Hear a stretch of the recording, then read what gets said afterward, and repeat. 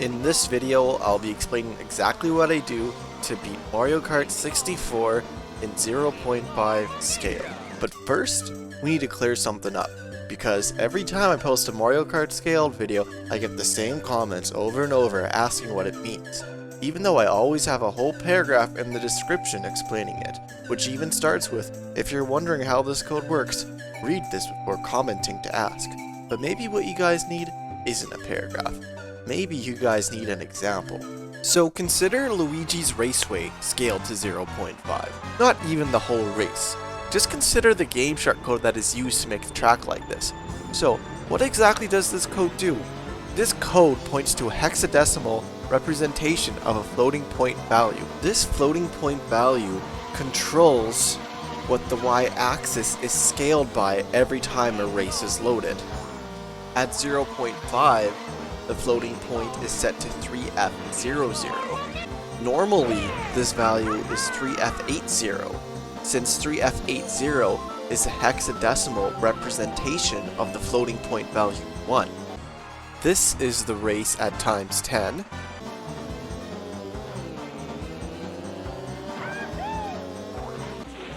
This is the race at times -1.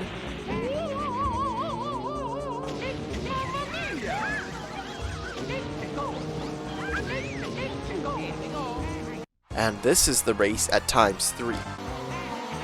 But now, I'll get into how all of this actually works. The Nintendo 64 and the GameShark uses hexadecimal numbers. Hexadecimal numbers are numbers that go up to 16 instead of going up to 10. So 10 turns into A, 11 turns into B, 12 turns into C, 13 turns into D, 14 turns into E, and 15 turns into F. So the way you would count to 10 in hexadecimal would be 1, 2, 3, 4, 5, 6, 7, 8, 9, A, B, C, D, E, F, 10. And the value of 10 would actually be 16. Another important thing about hexadecimal numbers is that they can be represented by 4 binary numbers.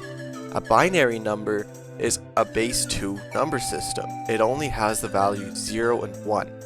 The way binary works is the first column is worth 1, the second column is worth 2, the third column is worth 4, and the fourth column is worth 8. So, when you look at each one of these numbers, you can see them add up in the binary below them. For example, let's look at the number 7. 7 is 0, 1, 1, 1. So it's not 8, but it's 4 plus 2 plus 1, which equals 7. Now let's look at the number 10. You have 8, you don't have 4, you have 2, but you don't have 1.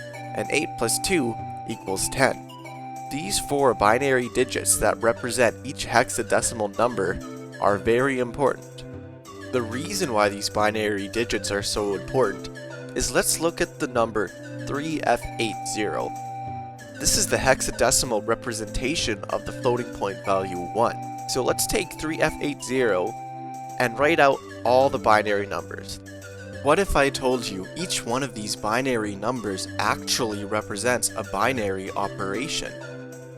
The very first number, the 0, represents if the number will end up being a positive number or a negative number. 0 for positive, and 1 for negative. The next 8 numbers that are used are a little bit more complicated. Remember earlier when we were talking about how we can use 4 binary numbers to make any number up to 15? Well, these next 8 numbers are used to make any number to 255. The way that this works, each row is equal to a certain value, shown on the screen. So let's look at the numbers we have for 3F80. We have the 64 plus 32 plus 16 plus 8 plus 4 plus 2 plus 1, which is equal to 127. The number we get from these 8 digits is added to negative 127. After this, we go 2 to the power of this number, and in this case, it would be 2 to the power of 0. The reason that we add to negative 127 is so that negative numbers are possible too. Because if you remember, 2 to the power of a negative number will be a fraction between 0 and 1. So since it's possible to get negative exponents down to negative 127 and positive exponents up to 128, this means you have a very large range of numbers, and also you can have very small fractions too. Since it uses 2 as the base, we have all these numbers that just keep doubling, like 2, 4, 8, 16, 32, 64, 128. Which is all fine, but how do we get to the numbers in between? Well, this is where the red numbers come into play. The red numbers are used to fill in the gaps between 2's exponent table. The way we get the red values is very similar to the way we get the green values. We're adding fractions instead of whole numbers together. Once we have our total fraction, we add our fraction to 1 and multiply it to the result of the green number. Alright, let's try 3F80. Well, we already know that the green numbers equal up to 127. So we take 127, add that to negative 127, and we get 2 to the power of 0. And, for those of you that may not know, 2 to the power of 0 equals 1. So now let's look at our red numbers. Well, since none of the red numbers are 1, that means we can skip this step entirely. So, is this a positive 1 or a negative 1? Well, the blue number is 0, so this is going to be a positive 1. And that is how 3F80 is equal to 1. Alright, just for fun, let's try making the number 10 in hexadecimal, doing it the other way around. I know 2 to the power of 3 is 8, and we're going to want to do 2 to the power of 3, because 2 to the power of 4 equals 16, which is over 10. So since we need the exponent 3, we can go 3 minus negative 127 is equal to 130. So we are going to have to select the green values that will equal up to 130. And the only two values that would do that would be the first green number and the second last green numbers. Right now, we're sitting at 8, and 8 isn't 10. So, what do? Well, if we times 8 by 1.25, 8 times 1.25 equals 10. And to do that, all we have to do is turn the second red value into a 1. So let's do that. Now we have 10. And do we want this to be a positive 10 or a negative 10? We want it to be a positive 10, so we will put the blue value to 0. So the hexadecimal representation of the floating point value of 10 would be 4120. Last, let's look at 0.5 really quick. So to get 0.5, 2 to the power of negative 1 is actually 0.5. So this should be an easy one. Negative 1 minus negative 127 equals 126. So to get negative 126, we need all the green values except for the first one and last one, since 64 plus 32 plus 16 plus 8 plus 4 plus 2 equals 126. In the description, I left a floating point calculator, so you won't have to do all this map when you're looking for what the hexadecimal value should be. This calculator is very useful. The one thing you should be aware of on this calculator, though, is that it uses 8 hexadecimal numbers instead of 4. So some numbers would be possible on this calculator, but not possible on a Nintendo 64. For example, the number 571 is possible on this calculator because it uses an extra hexadecimal number because of the extra red numbers it uses. So it can get down to a smaller fraction than we can, only using 4 hexadecimal numbers. If this happens, all you have to do is erase the C and put in a 0, Once you do that, it would tell you the closest number you can get using 4 hexadecimal numbers, and in this case it would be 568. Now that you guys understand what a floating point value is, I'm going to go over the pros and cons of using them. This is almost a perfect example of why floating points are handy. For something like doing a scale like this, if they were just to use the 4 hexadecimal numbers, you would be able to put in any value between 1 and 65,535, which would be nice, but instead of using the hexadecimal numbers as the numbers they equal, if we put in a floating point system like the one we're talking about, it allows us to do so much more. It allows us to have negative numbers, it allows us to have fractions, and it also allows us to have numbers that are incredibly huge. So most video games use floating points for that reason, and it also saves a lot of space too. The downfall of floating points, on the other hand, is that not every number can be represented to a point.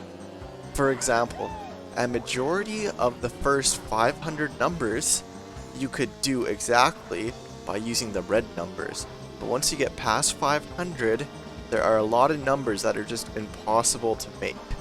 For instance, a number like 517 would be impossible to make. So if your dream was to scale the game to 517, I'm sorry, that's not gonna happen. Okay, and now we're finally ready to do Mario Kart 64 in 0.5 scaled. Just kidding. First, I need to explain what these screens are.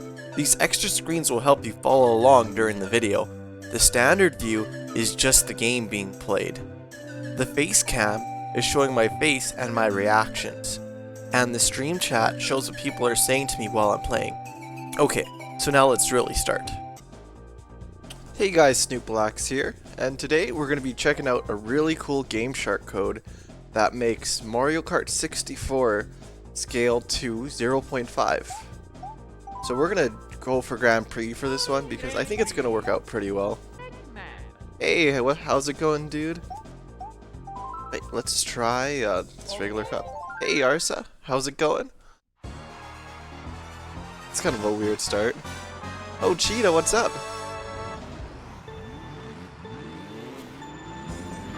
Luigi's Raceway is pretty cool like this so far. Hey, how's it going, Jonathan?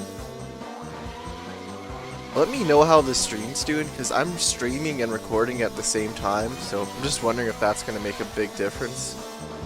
But yeah, this track's pretty cool so far. This tunnel's a lot shorter in height. Yeah, the trees are now bushes.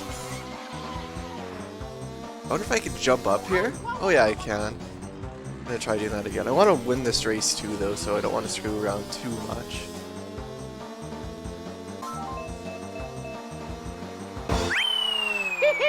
I got this!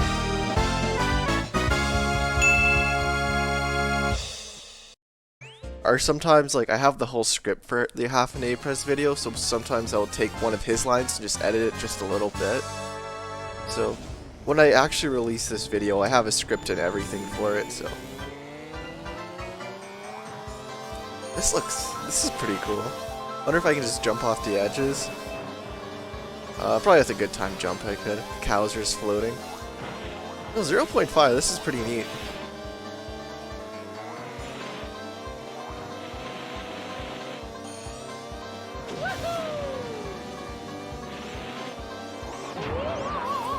Yeah, Pannen's voice is just soothing almost.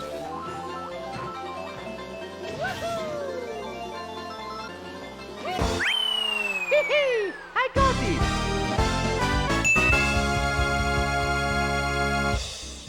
Yeah, well, 0.5 has been pretty cool so far.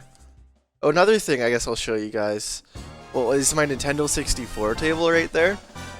I might do a video on it, but I finally have it. Finally have my basement set up so it can be in the stream.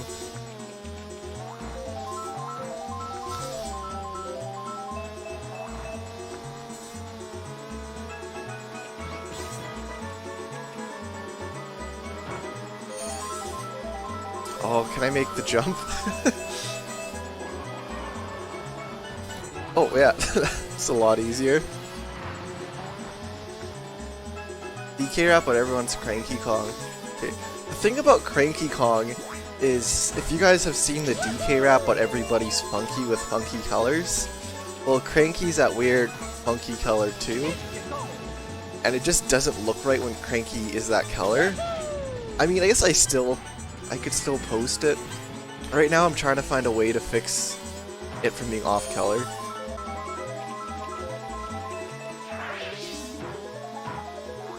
That was a pretty cool course in 0.5.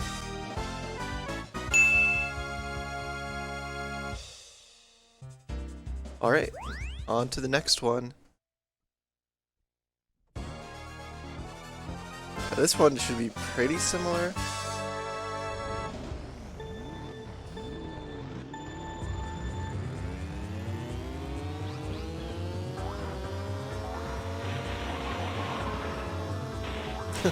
Super Mario Kart scaled.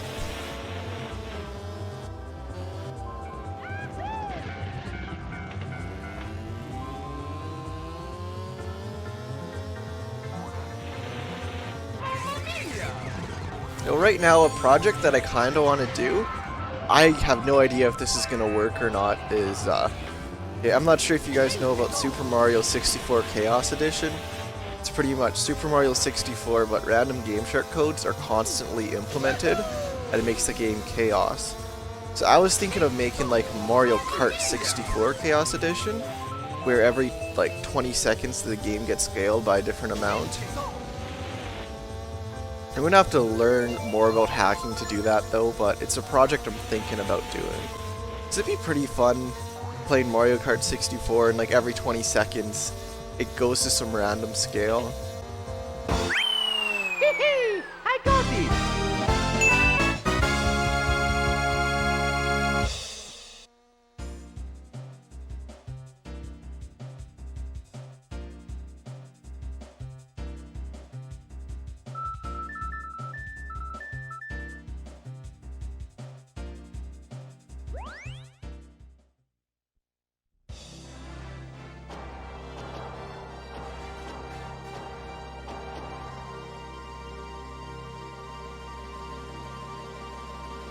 Yeah, sure, link, actually, yeah, link a video to, Sunshine Chaos Edition, is that what you're talking about, Arsa? That's pretty cool. It's the end credits, this is scaled by 0.52. Wonder if this will be any different.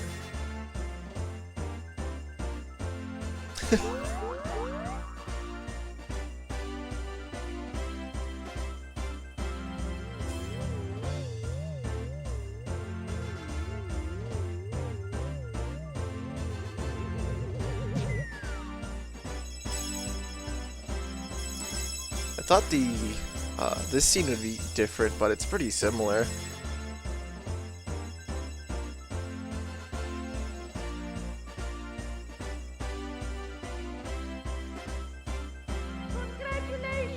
Alright, 1 cup down, 3 more to go.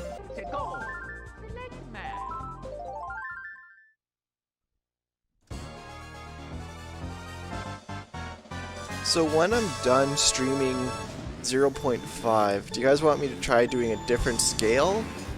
Or do you want me to switch to a different game? What would you guys like to see after this?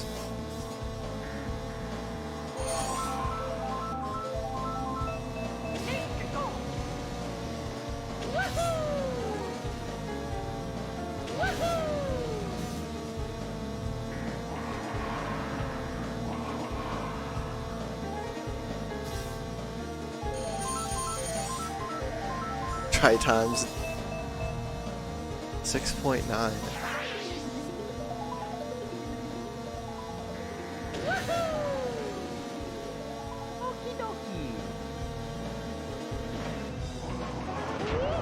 Oh, come on.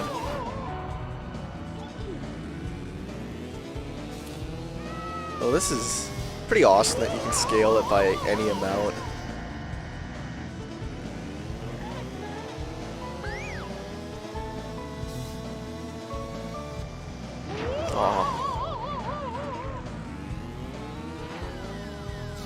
I'm thinking about going back and streaming Super Mario 64, The Green Stars. It's pretty much, it takes original 12 courses and puts in just green stars throughout them, just like in Super Mario Galaxy 2 when he beat the game.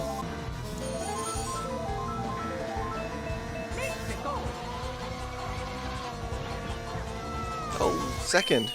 Nice. That's not bad.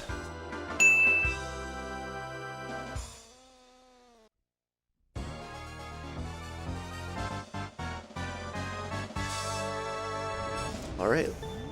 This course... This should be good. I might have trouble with that jump, but oh, probably not. I think I can do this flat, so...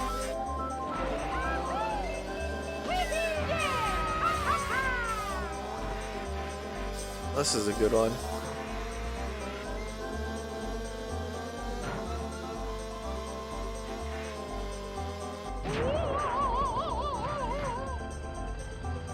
Well, that's a pretty cool idea, dude.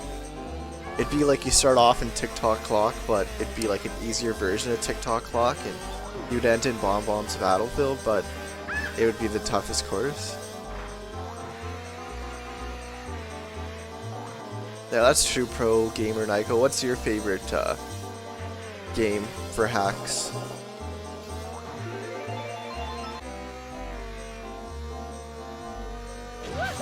Oh, wait, are the computers stuck right there? Or no, they're not. Okay, they came. Maybe it's the rubber banding. I don't know. It seemed like they were stuck there, though. Now I lost my lead. Most of the games are just too easy nowadays, unless you do like a self-imposed challenge. Yeah, the rubber band must make them stop at that jump there.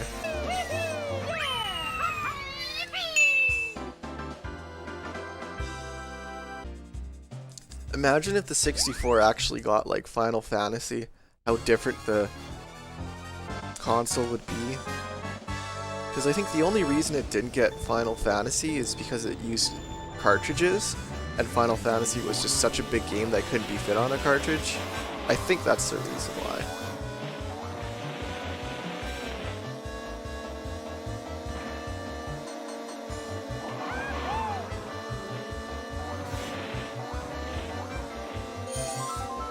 One thing I think would be cool would be, are you guys aware of the Desert Bus Mario Kart Wii hack? It's like a 6-hour Mario Kart Wii course.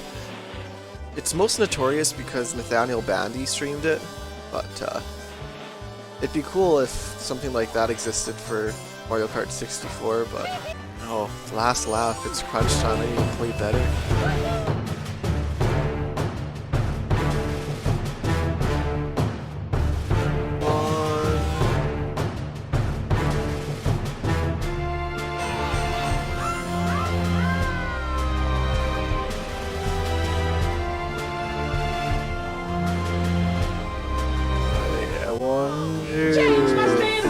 Ladies and gentlemen, we got it.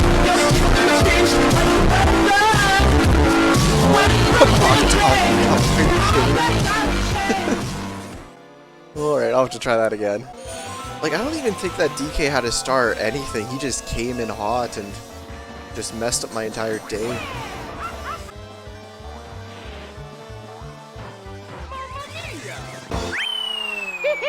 I got this!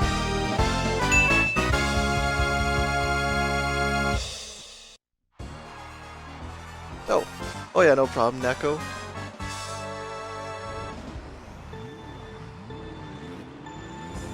Oh, Mario Raceway. One of the most iconic stages.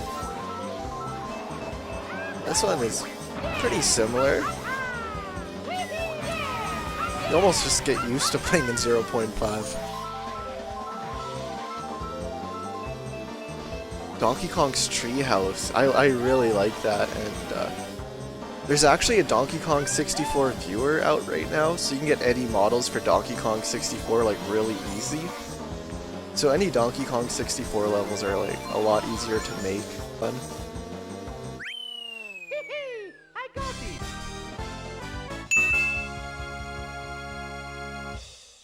Right, next up is Star Cup. Okay. Have I played Mickey Speedway? A little bit. The hacking scene in Mickey Speedway actually is getting pretty good, so you can make custom courses.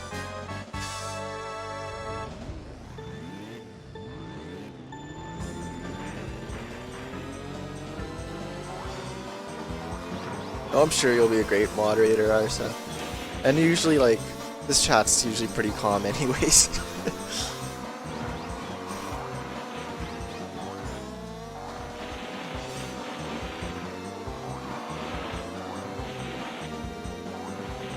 This course is pretty cool so far.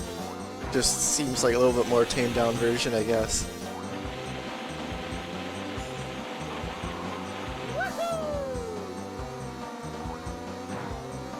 Honestly, someone's working on that right now, Nintendo TV 64. Like, legit. I'm in this Discord, which has to do with Mickey Speedway hacking, and yeah, the one course that they're importing happens to be Wario Stadium, so that might be coming out sometime this month. Hop over the wall. Alright, I'll give that a try next lap. Oh yeah, I just heard about that. There's a channel, I totally forget the name of it, but they had a video all about the transfer pack and all its uses. If you guys know the name of the channel, just tell me. They had a video about the transfer pack, the expansion pack, and I just remember them talking about how Huey was only available with the transfer pack if you had Mickey Speedway for the Game Boy, I think. Okay, there we go, there's Skip. Yeah, Stop Skeletons. Yeah, that's the YouTuber. Thank you, Jay. And I guess I've never played that, like, what's it called? Mario Kart with Pac-Man in it. That was made by Namco Bandai. That is, I think, an arcade machine.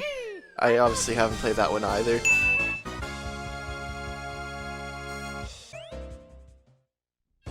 Alright, Sherbet Land.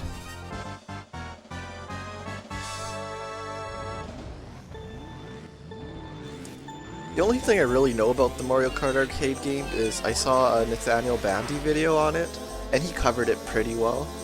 But other than that, I don't really know much about it.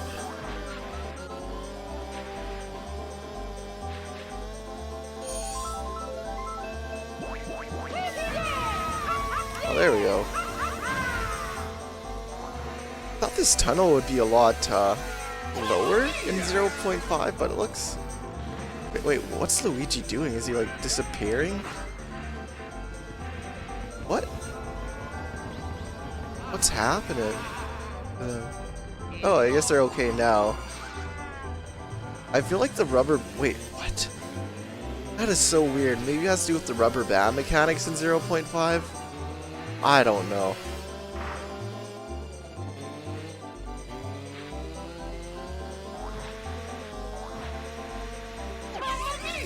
Well, that penguin is invisible. Yeah, one thing I would really want to try is Mario Kart in VR. Like, that looks really cool. Yeah, you're probably thinking of this, but there's really not much camera control in this game. You can just move it out just a little bit. Oh, come on. They put those out at the exact same time. That is not fair. Like, the rubber band is so weird. I didn't think that scaling would make it that different, but...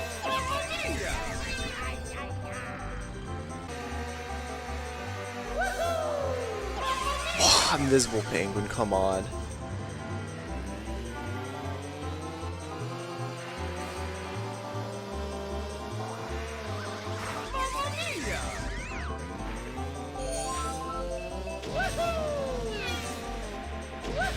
Alright, there we go. Second place, that's not bad. I got it!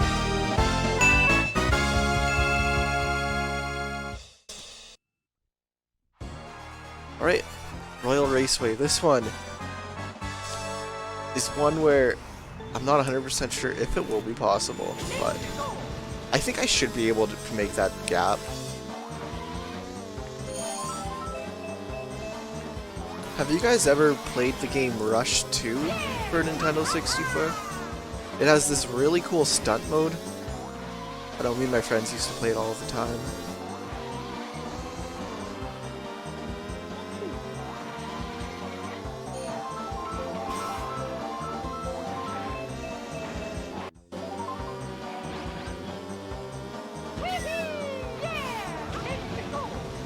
Alright, please. Okay, yeah, makes it.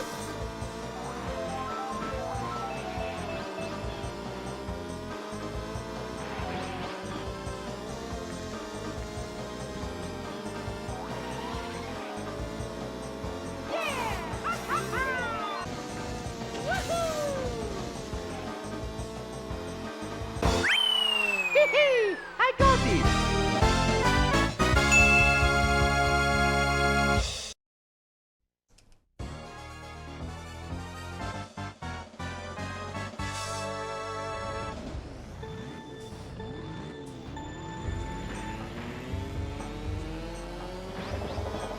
Alright, so get the item this time. No one, I missed it.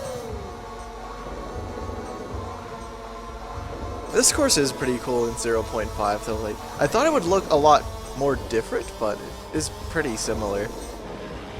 It is definitely harder. Just the AI in general behaves so much different. Like,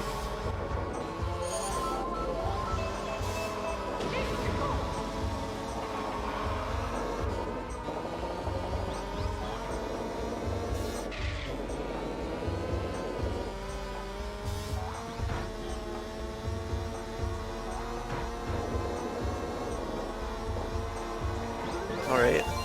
First lap was good, I just gotta keep that up. How am I in 7th already? This course has no remorse. Alright, cool. 3rd place. Thank God I did that course.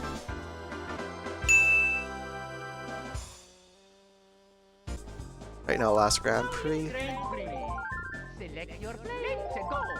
Select map. Right, special cup, let's do this.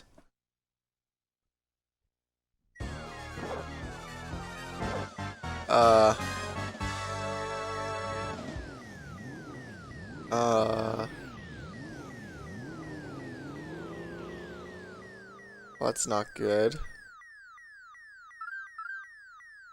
Definitely a soft lock. Oh, thank you, no.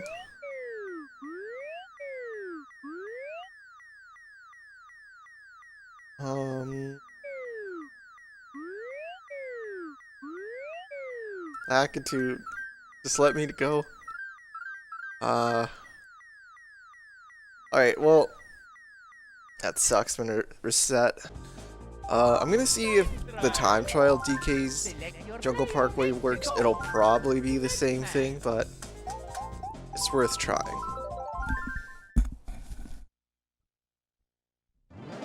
Oh, it looks like this works fine. It's just... it must just be the position you're put at. I don't know, but... so I guess for the special cup, I'll just do the time trials. Okay, and this jump, this is one thing that I was most concerned about. Okay, here we go. Oh, so close. Okay, I'm gonna try using a mushroom right now and jumping at the end. I wonder if that's enough where he'll put me on the other side. Oh, no.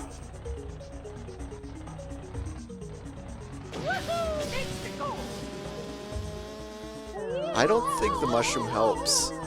I think this one probably just isn't possible.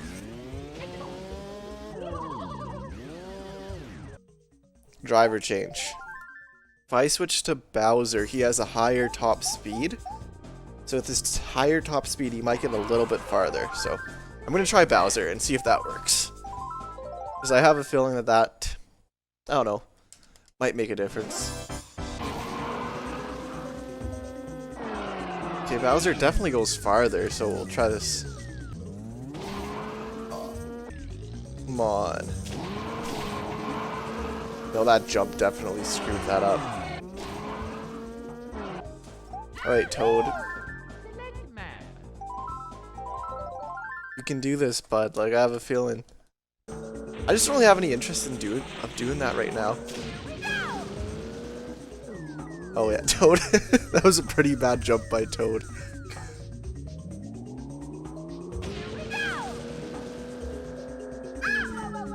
Wait, is that it? Oh, I think Toad does go farther. I don't know. I just do not want to give up on DK's Jungle Parkway yet, so I'm going to try out a bunch of things. I'm pretty sure I can beat the course. I didn't want to do this on the stream because I didn't want to make people wait for like an hour on me stuck on a single course, but I'll do this on my own time. So, first thing I want to try out is one if maybe 100cc or 50cc will work. Try a different character too, just in case. I'm going to try all the characters. Because every character has different stats, and one character might have like the Goldilocks stat. Okay, yeah, 50cc doesn't work. 100cc didn't work either. Alright, well, I got mirror mode unlocked now, so I'm going to see if mirror mode makes it work. Because Mario, or Toad, or whoever I pick is going to be in a different position now, so hopefully that will make the difference. Oh.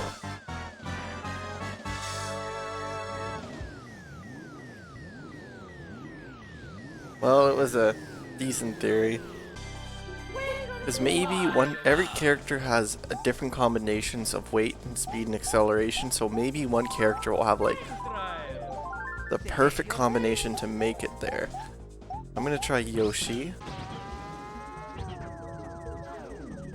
Oh.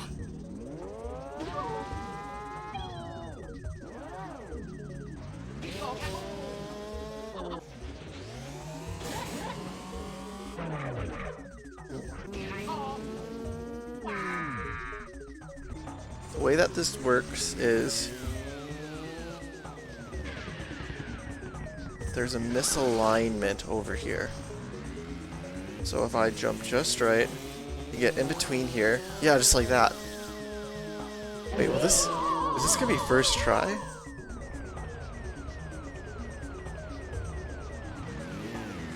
Oh no, Lakitu. Wait. Nope. I tried doing this shortcut for over an hour and I couldn't get it to work. This is a challenge for you, the viewers. If anybody speedruns Mario 64, if you could try to see if this works at 0.5, that'd be great. I will leave your video in the description if you happen to do it. My idea is 2-player mode. So, I'm thinking maybe in 2-player mode it will load. Because in 2-player mode, I'm going to have a different spawn position, so. I know it's only going to be one person playing, but this is my last hope.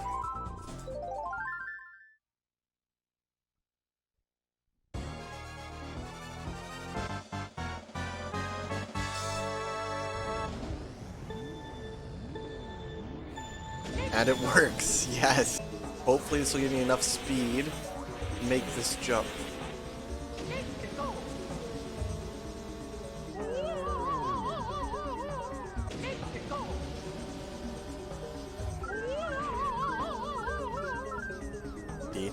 I tried 2-player mode for a while in the different CCs and using different characters, and sadly I gotta say DK Jungle Parkway is not possible. I'll retry. I just look at the course backwards. There's a shortcut you can do if you can jump in that collision. Just I don't want to spend like half an hour trying to do that shortcut. So yes, in 0.5 you can drive through there.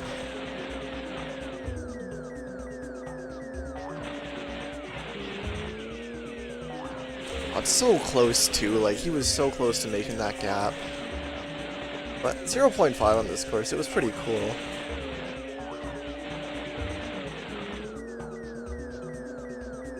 And there it is, looking at it from the other side.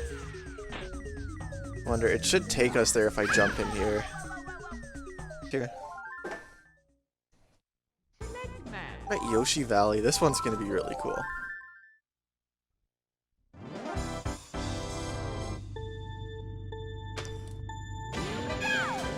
trees are in the air. That's always cool.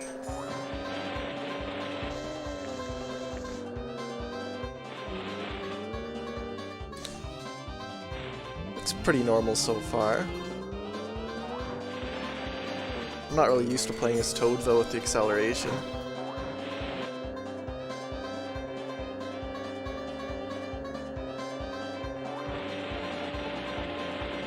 Yeah, Yoshi's Valley, yeah, it's pretty similar.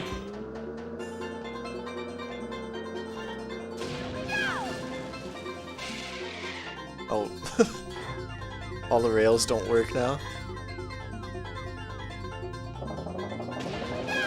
I think the egg's normal.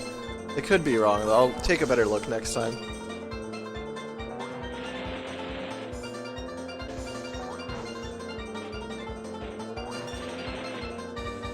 Right. Yoshi's Valley, definitely possible.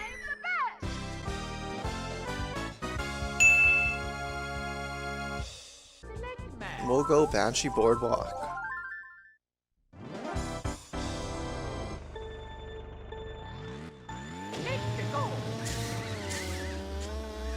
Yeah, this course probably won't change that much. Maybe when we get to that part that isn't on the dock, it'll be different.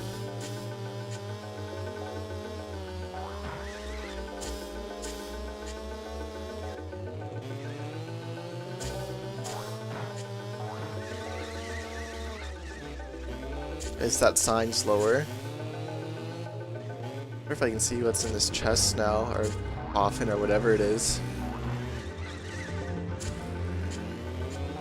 It seems like the bats aren't here.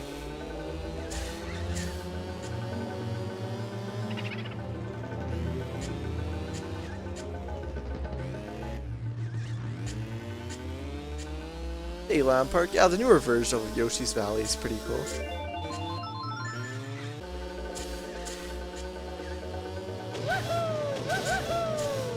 Alright, Banshee Boardwalk definitely possible.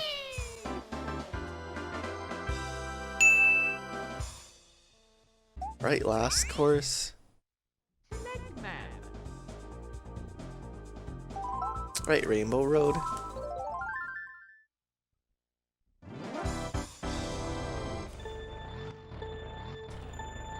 I'm gonna try the shortcut. I think I did that way too early. I'll try the shortcut every time, maybe I'll get it.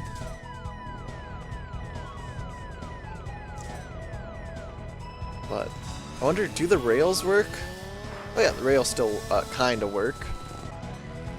Really? Rainbow Road is 2 kilometers long?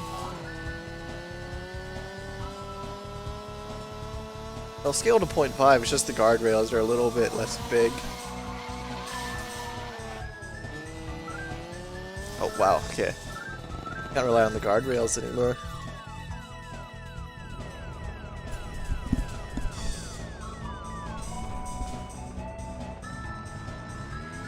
Yeah, the fact that video game manuals kind of died out is kind of sad. I still have most of my 64 manuals, and I'll still look through them every now and then.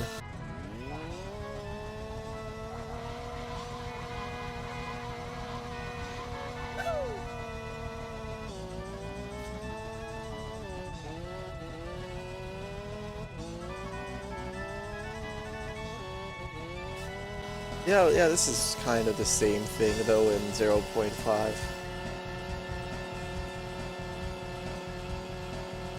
I think I'm just gonna do 1 lap of this one because every lap takes so long.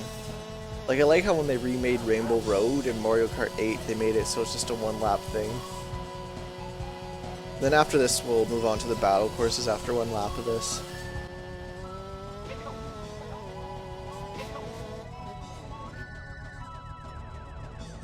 Oh wait, there's the finish line's like way up there too.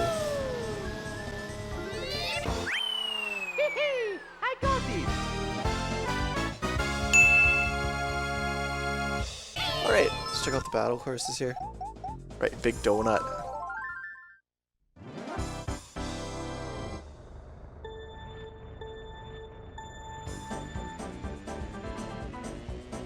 Well, Big Donut is pretty much the same. It's not scaled as much, I guess. Alright.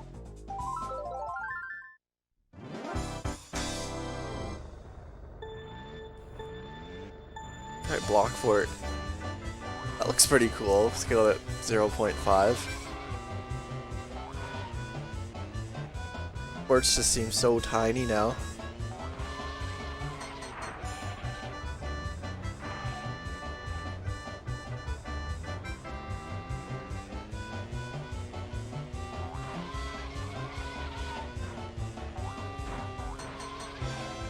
That's pretty cool.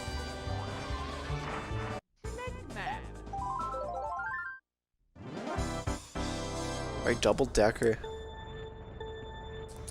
I guess it'll be the same except the ramps won't be as big.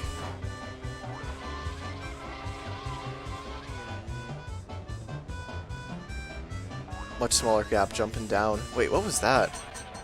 Did you guys see that?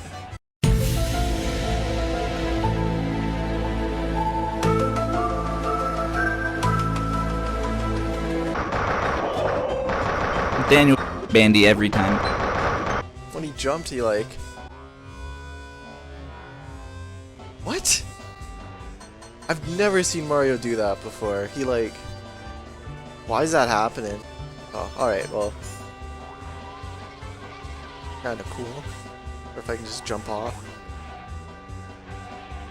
Oh, Mario Kart with Tony Hawk physics.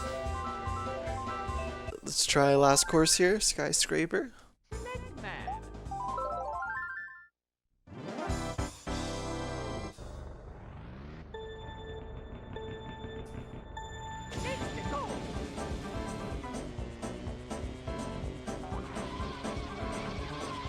SkyScraper's pretty similar. Wonder if I can make this jump easy. Yeah.